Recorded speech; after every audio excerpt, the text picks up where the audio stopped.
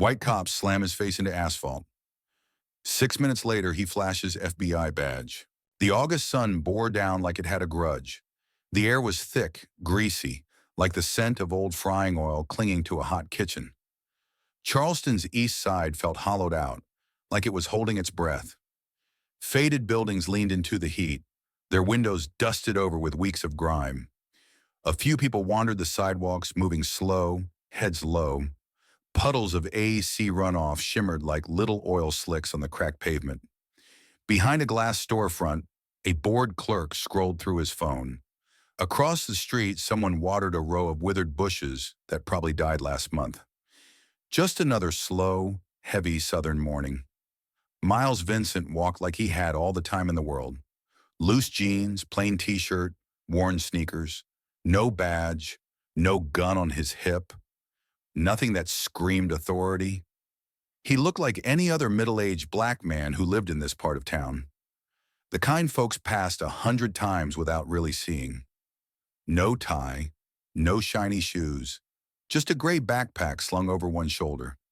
He'd just stepped out of a building where he'd met with a local informant. Jumpy guy, smelled like stress and sweat. Gave up a couple of new names, hinted at dirty money, mentioned a few patrol officers. Miles had left the meeting silent, unreadable. His face gave nothing away. Years of training, just a face. Parked on the corner sat a blue Tahoe. Police markings faded but still unmistakable. Inside, two white cops, one older, thick-set, with a sunburnt scalp peeking through thinning hair. The other younger, fit, with a flag tattoo inked into the side of his neck like a warning. They were staring at Miles the way you look at a problem, not a person. Before he reached the crosswalk, the cruiser flashed its lights. No siren, just that cold, pulsing blink. A signal, a summons.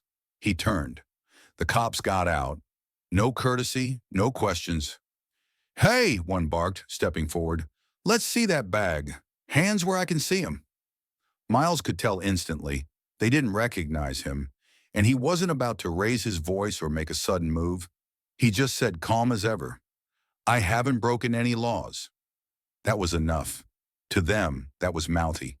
That was threat enough. They moved in fast, like they'd rehearsed it. One twisted his arm behind his back. The other grabbed his shoulder and shoved him down. The sidewalk came up fast. Hot, gritty, sharp. His face slammed the curb. His cheekbone lit up in pain. A knee dug into his back. Another into his neck. The backpack got yanked away and tossed. His chest tightened. The heat pressed in. Tears came, not from pain, but from the suffocating weight. Sweat mixed with street dust. "Told you," the one with the tattoo growled. "They always got something to hide." Miles didn't yell, didn't beg. He knew how that played out. Screaming only gave them excuses. An elbow, a taser, a bullet. Especially if you were a black man. Especially here. Especially in 2023. He heard footsteps. Someone sped up. Someone else paused. A phone camera clicked on. In a nearby puddle, he could see the sky, bright blue in his own face, twisted and smeared with dirt, looking like a stranger's. One arm was pinned beneath him. That's where the ID was. Inside pocket, badge, credentials, proof. But to reach for it could be suicide. A twitch was all it took. Cops scared of black hands move fast. He knew this.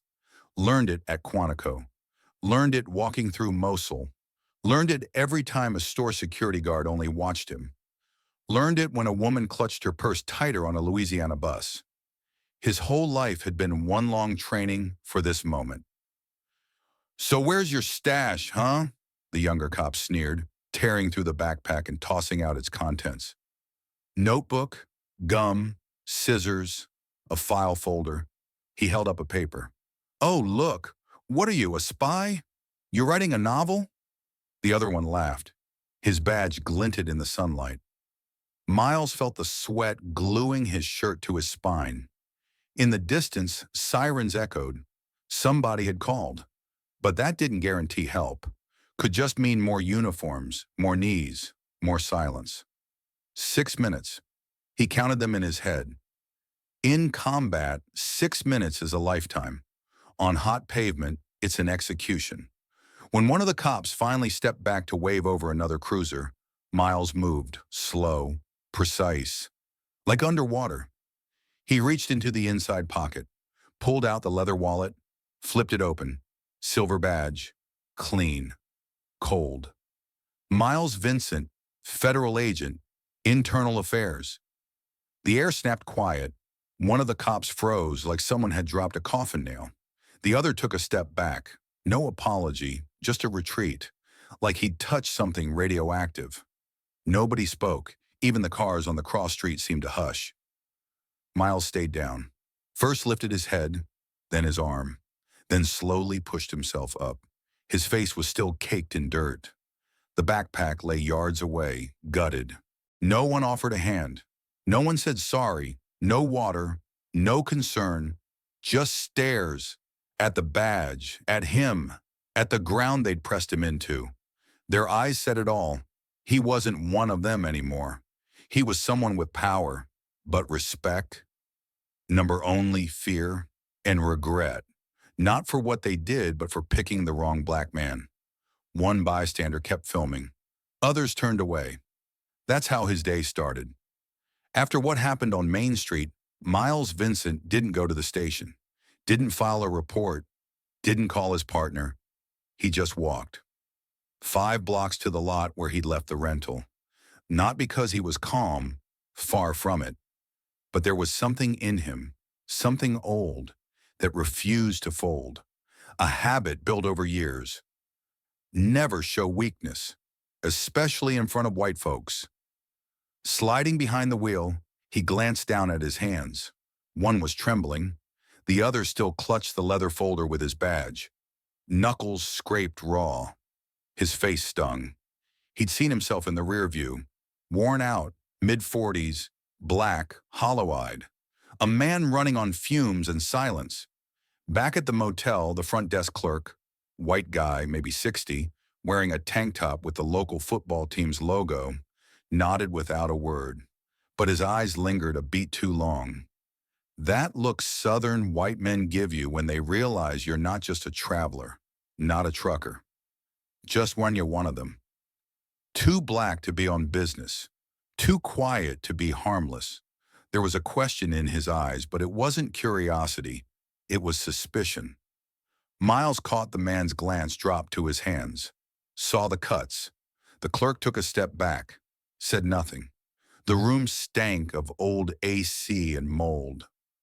Water stains bloomed across the ceiling. The sheet was clean, but a single strand of hair curled in the corner. He turned on the tap.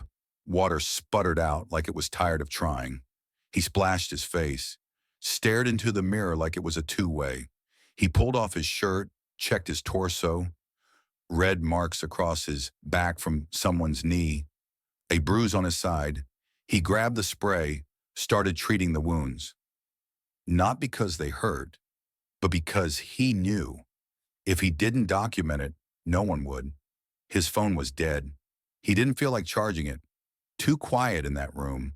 Only noise came from the TV next door. Some news segment. Protests, maybe, or the weather. The anchor's voice cut through the wall. Racial tensions continue to rise. He sat down, opened the laptop, started typing the incident report. Cold, clinical, no emotion, just like they taught him. Location, time, names of officers, his response, use of force, property damage, injury sustained, no verbal warning, no lawful cause, procedure violations, policy breaches, all of it. Facts typed into a file that by morning would be redacted, filed, ignored, whispered about in break rooms, and then erased. He knew this wasn't the first time in the county. Same cops, same tactics, always smothered in silence. Complaints from locals never made it far, because no one believes a black man in a t-shirt over a white man with a badge, even if that black man's badge holds more weight.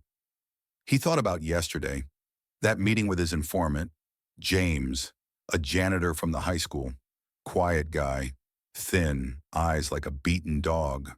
He whispered like the walls were wired, said the cops were leaning hard on the block, shaking down corner stores, letting white kids walk with weed, cuffing black ones for pocket lint. Said 3 young men had gone missing in the last few months. Just stopped showing up. Told him about a girl they roughed up during an arrest. No footage, of course. Cameras weren't working. Miles knew how this machine ran, not with burning crosses, but with paperwork, with declined complaints, with the way security watches you in stores, with the double deposit they make you pay at the rental counter, with words like, "We're just following procedure." And the procedures are built to keep you out, suspicious, expendable. He pulled up an old recording from a past case, 2018, Memphis, another internal review, another claim of racial bias. They buried that one too. One of the witnesses later died of an overdose, but everybody knew. Overdose meant they held you down long enough to drown in your own spit. A knock at the door. He flinched, crept over, checked the peephole, cracked it open on the chain. A skinny white kid, 10 maybe, wearing a jacket in the heat, held out a slip of paper. "My mom said to give you this." He didn't smile, just stood there scared. The note was handwritten, uneven ink, from the woman in the next room. "They're watching. Someone knocked on our door last night. Don't go out alone." No name, just that. Miles folded the paper, tucked it away, locked the door, stepped to the window. The same black Tahoe was still out there. No lights, just parked, watching, tinted windows. He couldn't see the driver, but he felt the eyes. It wasn't fear, it was recognition. They weren't bothered by his badge, weren't afraid of his report. They knew the system had their back. And him? He was just a black agent, tolerated when quiet, targeted when loud. He switched off the light, sat back down at the laptop, opened a new document, title, Chronicle of Suppression. No dates, no names, not yet. Just an opening line. White folks aren't scared of black people because we're dangerous. They're scared because if we were judged by the same laws, none of them would be free. He typed slowly, each line like a bullet. Silent, precise. Night settled over the motel. Too quiet. The kind of quiet that comes before someone disappears. Miles woke up to the crash of a bottle hitting the motel dumpster. It sounded like a gunshot. He didn't scream, just snapped upright in bed, instantly aware of where he was. Business trip, small town, different state, local cops, foreign ground. He didn't bother shaving. His face was still scratched up, and the skin on his left cheek felt tight. The swelling had gone down overnight, but the bruise had settled in. He threw on a shirt, holstered his gun, grabbed the case folder, and stepped outside. In the car, he paused for a second. Old habit. Scan the street, no tails. Or they were just smarter than that. He drove to the station without GPS. He remembered the way, past the gas station flying the Confederate flag, past the honest pawn and loan, past the school with appealing facade. Almost every store had white clerks. Almost every face asked the same question. "What are you doing here, black man?" The police station was old. Brick building, dusty front, concrete steps tagged with a spray-painted silhouette, arms raised. Someone had tried to scrub it off, but the stains still bled through. Inside, it smelled like burnt coffee and old cigarettes.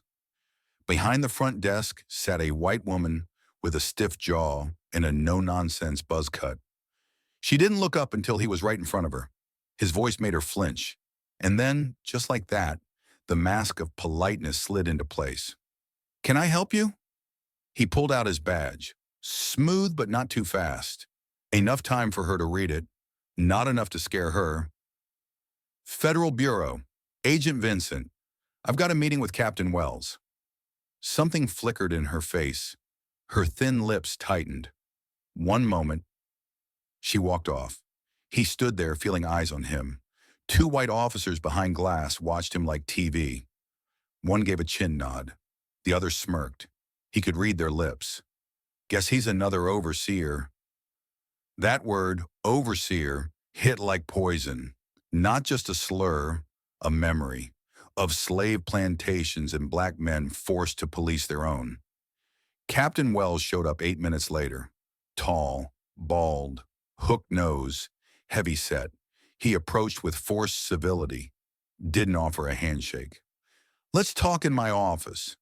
The office was roomy, U.S. flag, state flag, a banner on the wall, Chaka serving our community. Not a single photo of a black officer, just a baseball team, a church pastor, and some local politician smiling under a sign that read, "Protect traditional values." Miles turned on the recorder, quietly. He knew this meeting was off the books, but off-the-record moments had a way of becoming evidence. The captain spoke in a low, cool voice, like explaining the house rules to a guest who'd already overstayed. "Your incident with our boys got around fast. We did a preliminary review. Not saying they were perfect, but you didn't ID yourself either. That complicates things." Miles stayed quiet, angry, but still. He knew the moment he raised his voice, he'd be labeled aggressive. "I was acting in full capacity. They stopped me without cause, used force before asking for ID, ignored federal authority. That's abuse of power, racially motivated, clear violation of federal code." The captain leaned back, laced his hands behind his head, and gave a slow shake. "That's your interpretation, Agent. Around here, we know our people. They're not racists. They just react strongly when someone gets confrontational. And you weren't exactly cooperative, were you? You're saying a black man getting beaten on the street is at fault because he didn't stay quiet?" Wells gave him a little smile, then silence. "You know how many complaints we get about our officers? Plenty. And most come from folks who don't want to follow the rules. Folks who cry racism every time they get arrested. This wasn't a conversation. It was a wall. Solid, old, built over decades. This town had its own rules. And this office, this was where they were written." Miles stood up, didn't bother closing the file, just switched off the recorder and slipped it away. "I'll be forwarding this case to Civil Rights, with full documentation, video, incident report, behavioral analysis. Homeland Security will also get a copy. If this turns out to be part of a pattern, a criminal investigation will follow. Maybe even a federal audit of your entire department." Wells didn't respond, just stared out the window. White cars, white officers, white town. One black agent. At the front desk, the woman stopped him again. "Agent Vincent." He turned. She looked at him differently now. Not like the first time. Scared, or maybe sorry. Her voice dropped to a whisper. "Be careful. Folks around here don't like it when you start digging." He didn't reply, just gave a small nod, and walked out. The heat outside was brutal. Asphalt rippling. Somewhere behind the buildings, a dog barked. And then, nothing. No wind, no noise. Just the sharp, crawling sense that someone was following him. Quiet, unseen, like a ghost. At first, Miles didn't know what had woken him at 3:15 a.m. A tap, then another, like someone touching the glass of his car window with a finger. He froze, holding his breath, listening. The motel was nearly empty. Cars parked far apart, windows dark. The neon reception sign buzzed with a tired flicker. Then the tap came again. Longer this time. He reached for his gun, slowly sat up without standing, peered through the window. Nothing. He knew towns like this.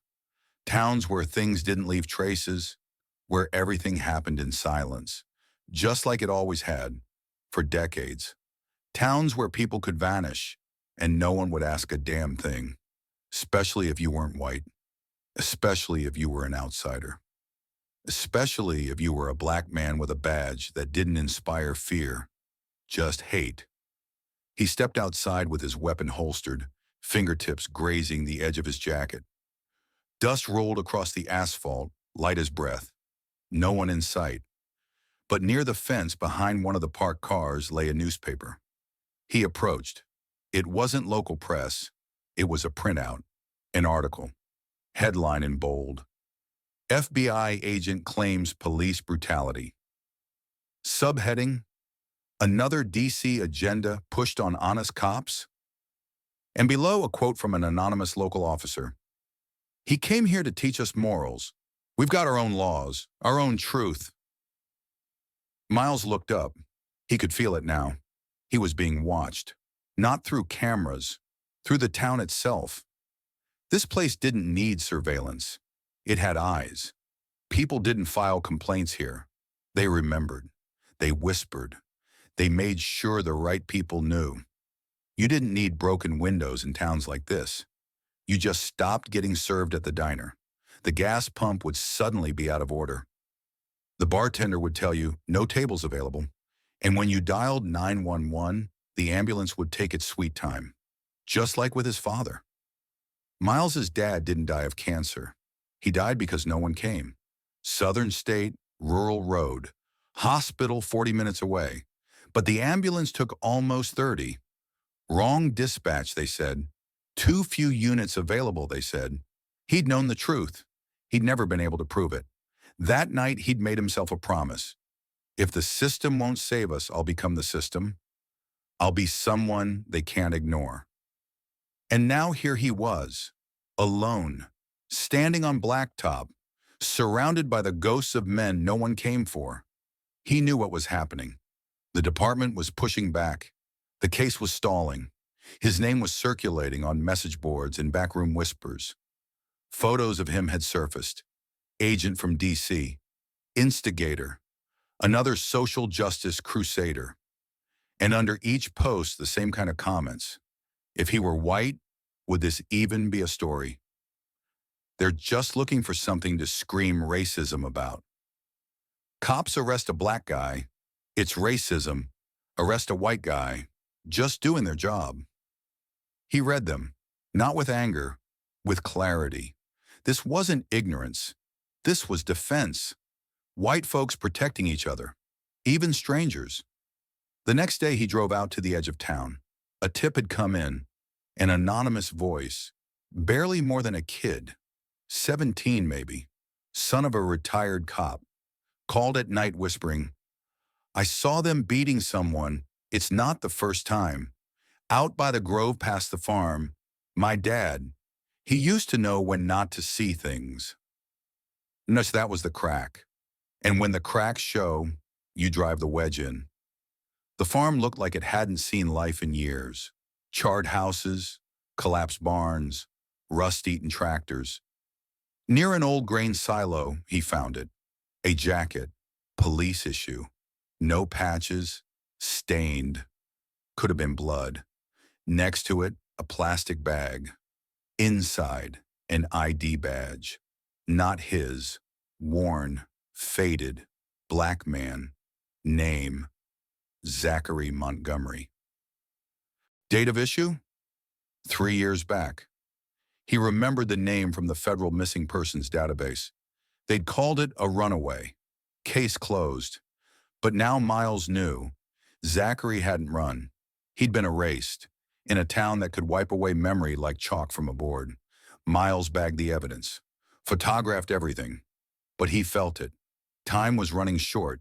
He wasn't dangerous because of what he knew. He was dangerous because of what he might prove.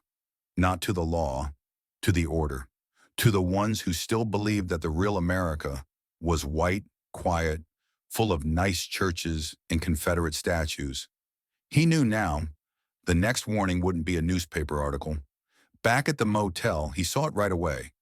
The door to his room was slightly open. He moved slow, careful, gun ready, but low. Inside, everything looked untouched, except the bed. One boot print, clear, white, left on purpose. Not a threat, a reminder. He sat down in the chair, didn't turn on the light. He understood what had changed. He wasn't just an agent now. He was a witness, and witnesses don't last long in places like this. He could hear everything. The drip from the bathroom sink, the creak of the old AC, a neighbor snoring through the wall, and just outside, soft, careful, someone touched the glass again. Tap. Only this time, it wasn't a warning, it was an invitation. At dawn, the town looked deceptively peaceful. Sunlight touched the old rooftops like someone trying to cover the cracks with makeup and pretend nothing was broken. But Miles could feel it, thick in the air, like heat before a storm. In the way the gas station attendant filled his tank while staring straight past him. In the mother who pulled her kid closer when he walked by. In the tight faces of old men outside the pharmacy. He wasn't just a stranger. He wasn't just an agent. He was a black man with authority. And around here that was what they hated most. He drove to the Montgomery house, the last place Zachary had lived before he disappeared. Small place, on the black side of town.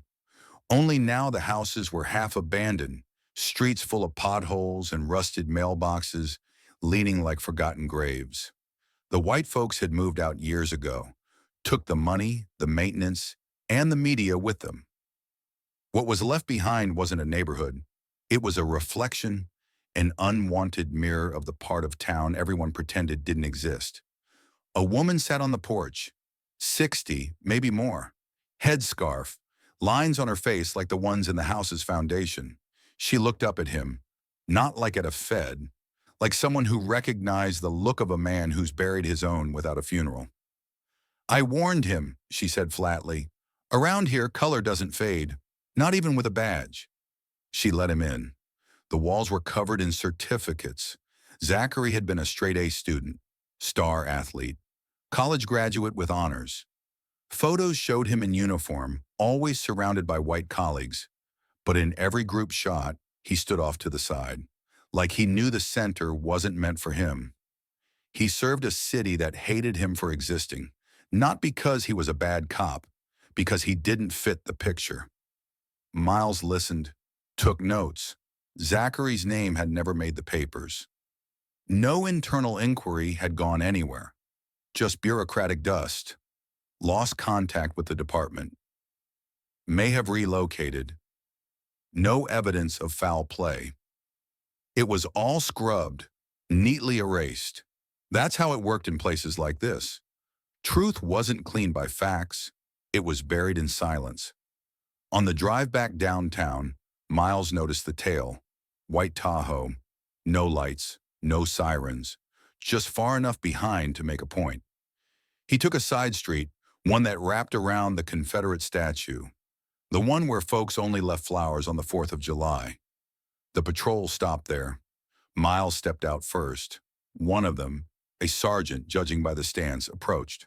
Not hostile. Just that cold kind of tired men used to cover contempt. Agent, he said, we live here. People work. Kids go to school. We keep things quiet. Then you show up with your questions, your theories, stirring things up. Miles said nothing. He'd heard this speech before. He knew how it ended. We don't want to be your next federal sideshow. This town respects order. Chain of command. He looked at Miles the way some folks look at roadkill, not angry, just certain it doesn't belong. And if you start digging, don't be surprised if the ground pushes back. It wasn't a threat. It was a verdict, delivered in that southern dialect of fake smiles, soft tones, and the unshakable belief that you've already lost. Miles got back in his car, but he didn't go back to the motel. He went straight to the station. He understood now. No more back doors. He had to hit the front. Official, loud, unavoidable. He submitted everything to the district attorney. Zachary's jacket, photos from the farm, printouts from the forms, voicemails with threats. He wrote it up like a battlefield report. Precise, cold, no emotion. Because the moment you show feeling, the white system cries, he's making it about race. So he gave them numbers, timestamps, patterns, cold truth for a cold world. 2 hours later, it started. Calls from supervisors.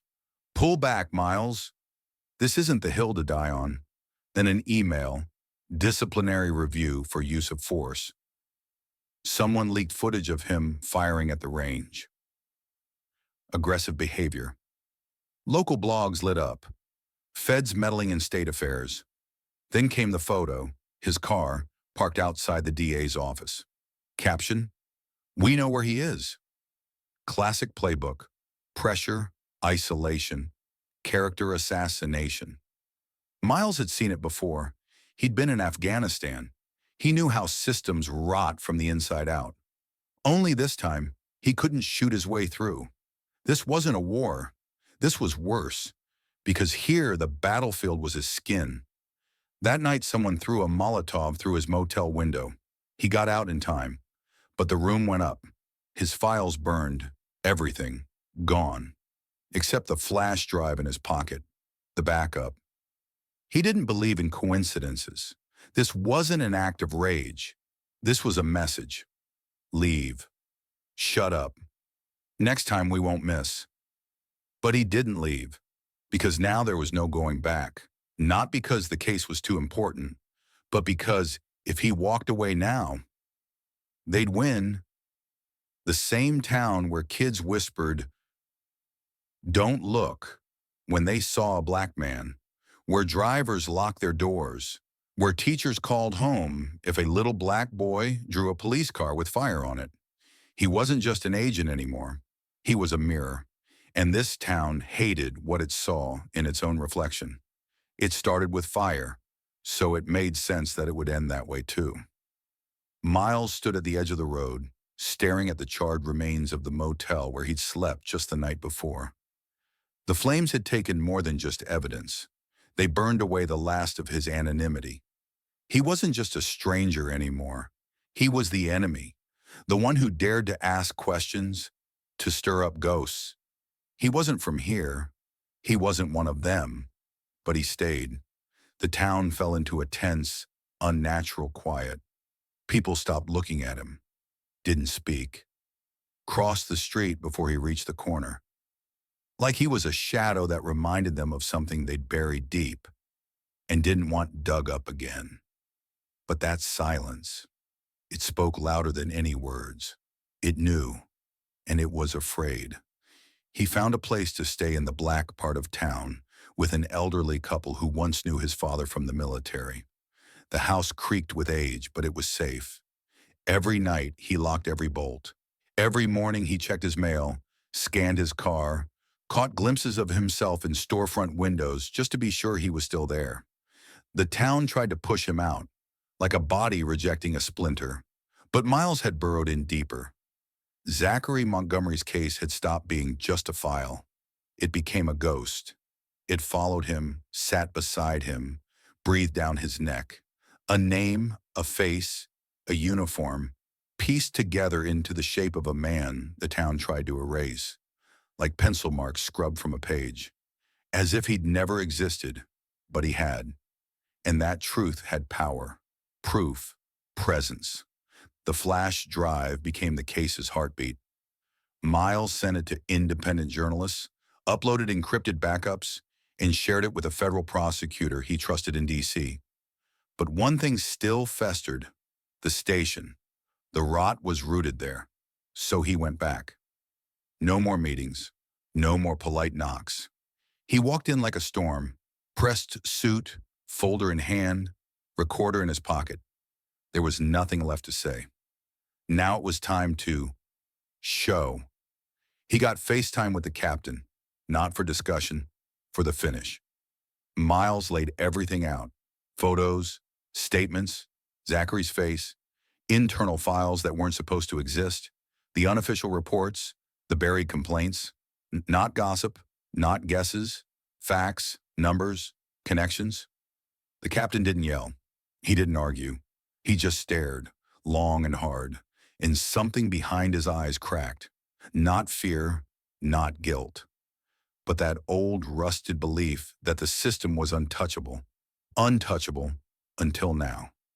Miles saw the fracture, and when he walked out, things started moving. Letters came, tips, Anonymous calls. A young officer resigned and turned in a colleague. Then another.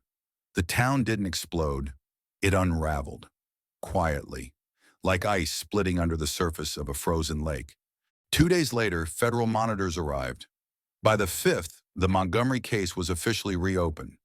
For the first time, cameras didn't just film buildings. They filmed people, locals, the same people who had spent years in silence. Now they spoke. Miles sat in his car, parked by the curb where that white Tahoe used to tail him.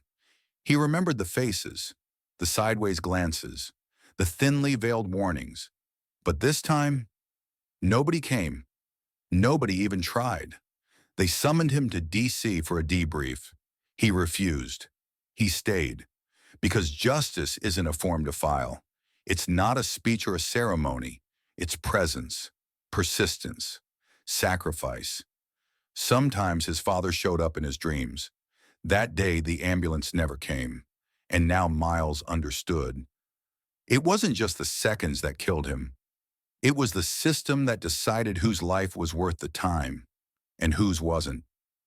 The town didn't change overnight. The statues still stood. The stairs still lingered. But now, they saw. And seeing was the first crack in the wall. Miles walked back to what was left of the motel. Amid the ashes, a scorched piece of drywall had survived. Just barely. On it, the faded remnants of a poster. We serve with honor.